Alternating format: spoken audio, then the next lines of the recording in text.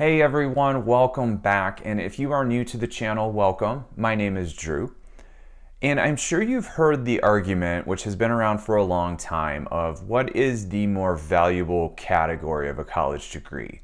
Whether that is the liberal arts, a liberal arts education, or is it something that's more STEM focused or science related?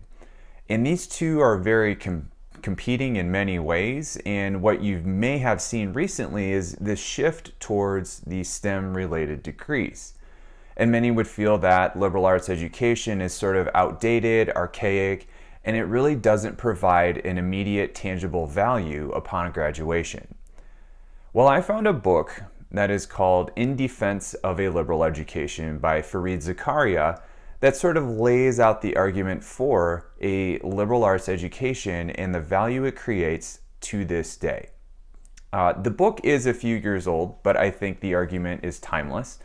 And so Zakaria starts out by laying out a personal history of his time in India, growing up and education there, and then coming to the United States. And overall in the book, it's a very short read. I feel it's a very short read. There are sort of two main arguments, or not arguments, but two main things that he covers. The history of the liberal arts education in the United States and what the value is with a liberal arts education.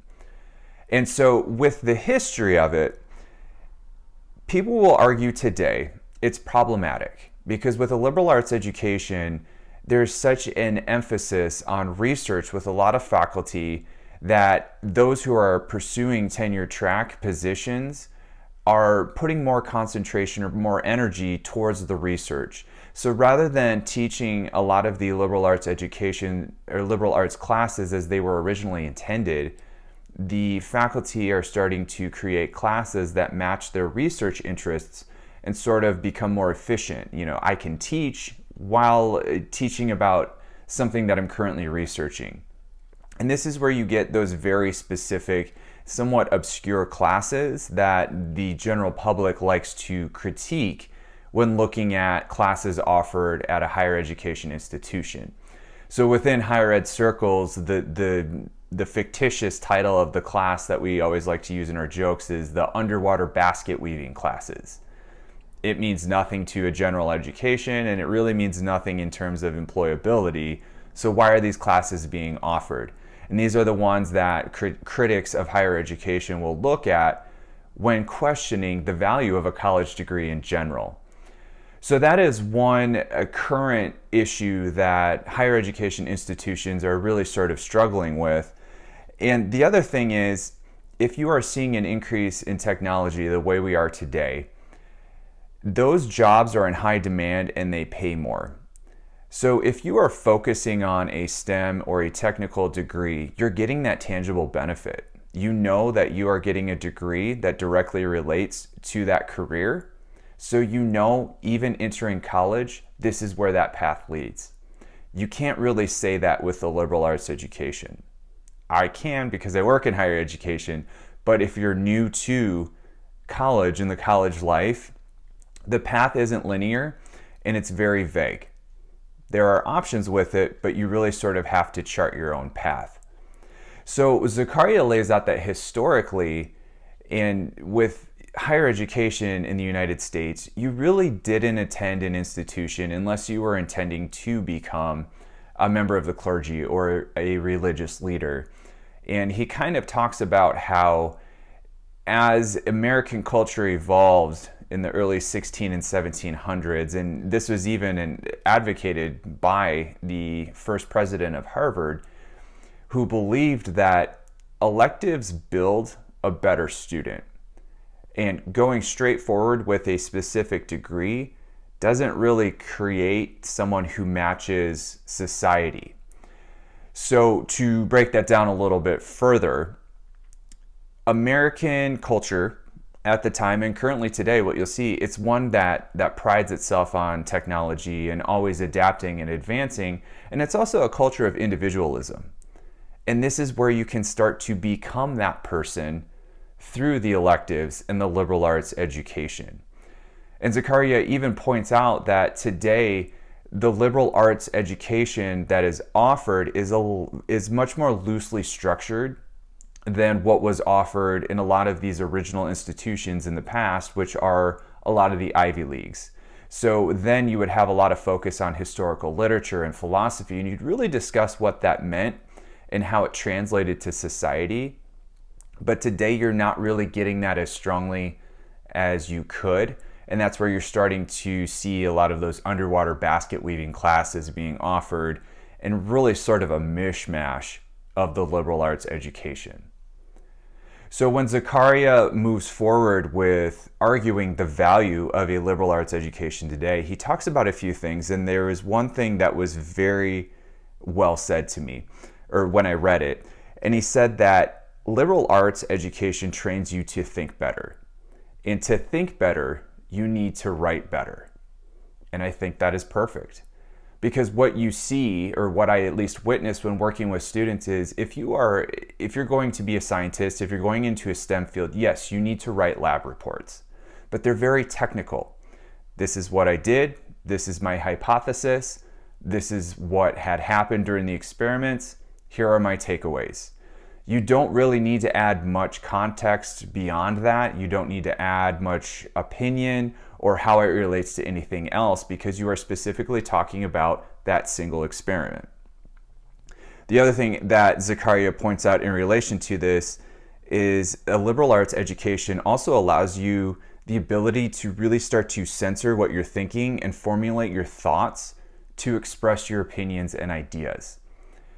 These two things, the writing and the speaking, this is what I would consider the soft skills that we speak of today, and I see a lack in that. And this is where I do think it is important for STEM majors or those who are going into engineering or math. They do need to take a literature course or a creative writing course, because you do have the ability to think in and out of technical writing and creative writing. I've heard critics of liberal arts talk about this. And they would say, well, we learn how to write and we learn how to speak and we learn how to read in elementary school. Why is this valuable? Well, if you've ever interacted with someone and the conversation did not go the way you thought, or it seemed like you were running up against a brick wall, it could have been something to do with yours or the other person's ability to communicate. And so this is where it's valuable, because you're adding an element of critical thinking that a liberal arts education brings in that not many technical degrees will offer. Because in these technical degrees, you have to learn the hard sciences. You have to learn what is true, what is unknown, how to prove what is unknown, how to validate what is known. But with the liberal arts, you're allowed to view different perspectives and really sort of chew on these ideas in history and see if that still applies or if it doesn't, or how has that changed over time. But the drawback with that Zaccaria points out is, how do you quantify that? How do you quantify the ability to think critically? How do you quantify the ability to manage different perspectives of a world problem? You can quantify the ability to code, you can quantify the ability to solve math problems, but you can't quantify the ability to think. And this becomes ever crucial as the cost of a college education increases. So you may have picked up throughout this video that I am an advocate for a liberal arts education. And it's not just because I work in higher education, but it's because what I see in the students that I work with. And I see what happens when we start to neglect some of the courses, the history courses, the writing courses, and public speaking. Yes, it's required, but anyone can speak publicly, but can they carefully articulate their thoughts? And I think that's where the liberal arts comes into play. And philosophically speaking, overall, what I think is, yes, the world needs trades and the technical skills. They need the engineers, they need the software developers, they need the pipe fitters. But the world also needs philosophers and writers and historians. Because when you take all of these roles and you weave them together, that is how you create a society, and that is how you create culture. And you can't really have one without the other. And even more so, if you look at specific areas of higher education today, that what they will say is new is interdisciplinarity. And I think this has been around for a long time, but I think what we're trying to do now is really take a hard look at what that means. And a good example of that is if you were to take an architect and a historian and you would put them together and they would work together to solve a problem and try to find an innovative solution, because they are bringing different perspectives and different skill sets to the table. And that is how you can move society forward. That is how you can innovate. That is how you can find new ideas and bring them to fruition. But if you just have one side, you're sort of in an echo chamber of a single way of thinking, and that is where you can start to fall backward and it can become problematic. It was more a bit of a tangent on how I feel about liberal arts education than the review, but a lot of what I said is covered in this book, and since it is a short read, I think you should check it out. If you are an advocate for liberal arts, it's valuable to you. If you are a little bit uncertain about what a liberal arts education means, I think it's a good starting point. I wouldn't necessarily say it's a full story of liberal arts and how it can contribute to today, but I think it's a solid foundation in the argument that is structured around advocating for a liberal arts education. So go check it out. And let me know, do you agree with this or do you disagree in terms of a liberal arts education?